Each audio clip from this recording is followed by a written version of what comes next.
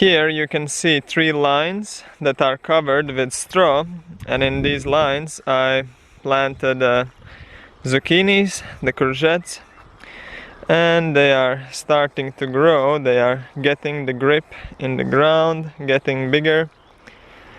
And these 3 lines are made with cow manure. On a half line is older cow manure, another half is more fresh. So first zucchinis are planted on one side, as you can see, so in more old cow manure, and after 1 month I'm going to plant another set of zucchinis, a few pumpkins on the other side. So this is a very nice technique. It works very nicely so far,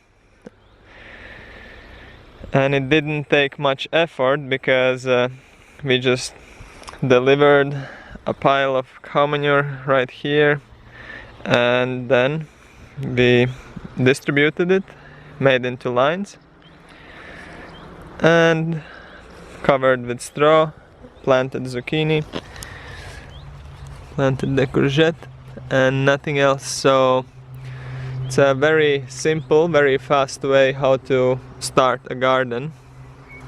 It's very nice way.